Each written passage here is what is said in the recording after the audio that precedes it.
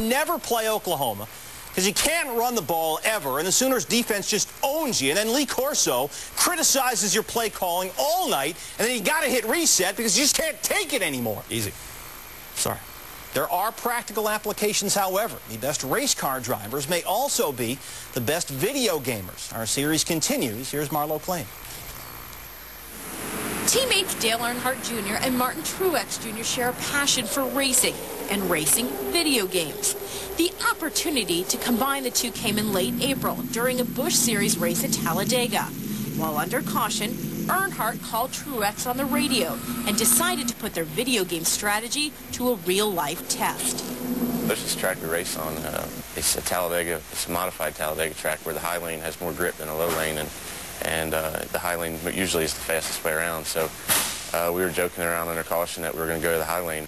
Tell Bart, it's like Talladega BR, and he'll know what I'm talking about.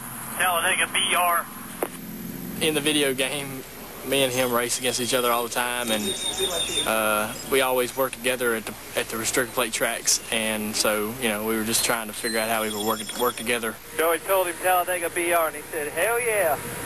It was pretty obvious when he said it what he was going to do, what he wanted to try to do, and you know, we've done it a million times on the game, and figured we might as well try it on the racetrack, I guess, and it worked out really good. Martin Truex Jr. gets the win. Just how real the tracks on video games have become has created a video version of Cliff Notes for many professional drivers to study before each race. It's all about look and feel, graphics and wheel response so lifelike that games are used as training tools. I'll start 2 or 3 weeks in advance for Sears Point and just play it over and over and over again and just get used to my eyes looking for the next corner, my eyes looking up, looking down, things like that, because elevation change is big in Sears Point. I mean, it's to the T. Every inch of the racetrack, the banking, the bumps, the grip, everything. The physics of driving the car in the game are identical. Earnhardt Jr. says he became a believer in 1997, prior to his first race at Watkins Glen, a road course he was unfamiliar with. I played on the game for about 2 weeks before that, and all the shift points were exact, within 50 feet of where they are on the racetrack. So, I mean, how can you complain, or how could you say that wouldn't be a help? IndyCar's 2003 Rookie of the Year, Dan Weldon, used video games to help his transition to the IRL. I'd never been to Richmond before. There was an open test at Richmond shortly before the race, and we had a technical difficulty with the car, and it meant that I only was able to do 5 laps at that particular track, and then it was going into the race weekend. So for me, it was pretty good to get on and play Richmond as much as I could, because, I mean, the radius of the corners on the computer are exactly the same as they are on the actual track itself. Back when we had just Atari or something like that, we didn't have no racing games, anything like this, so we couldn't go actually run the track a few times before we go there in our race car. I think that's an advantage for rookies now. What we get out of video games, aside from learning the racetracks, is it's hand-eye coordination, and you know, when your reflexes are sharp like that, you know, it helps you a lot in the race car. NHRA drag racer Ron Capps believes that video games heighten his senses in a sport where reaction is everything.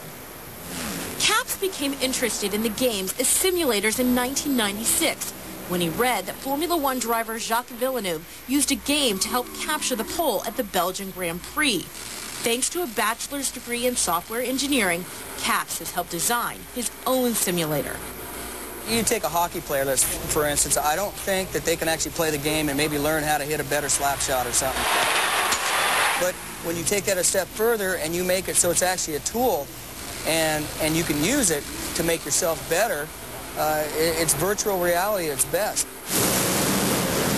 When I'm in a funny car and I'm going 0 to 325 miles per hour in 4 seconds, I don't have a whole lot of time to react. If something goes wrong, I better do the right thing. And that's where I think the video games have helped me. Another way the games can help is as a substitute for on-track testing, which is expensive and limited by sanctioning bodies.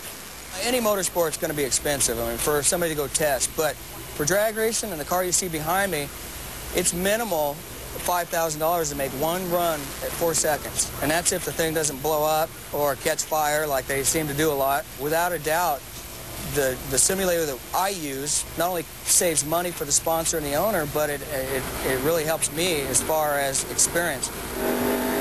Perhaps the driver with the most to gain from playing video games is NASCAR's Jerry Nadeau. He built a simulator in his shop to aid his rehabilitation after a near-fatal crash in Richmond a year ago. Before, you know, I'd run 5 minutes and it's like I was mentally drained. And, you know, now I can do a 200-lap race and it's not that hard. I can imagine being in a real car. I mean, it's very tough and there's so much demand on the driver at the racetrack that, you know, I think it would be hard for me right now to go out there in real life and do it. But I think the video game definitely helps. Yeah, a lot of people, I guess, would think it's pretty crazy that, you know, we take it that serious, and we really feel that you can use a lot of things we learn in that game on the real racetrack. For the athletes now, it's a point where not only are you in the game, but you can use it. So it's gone beyond just being a thing you pick up for fun. SportsCenter's video game series continues Wednesday and answers the question, are some sports video games harmful to children? That begins Wednesday evening on SportsCenter.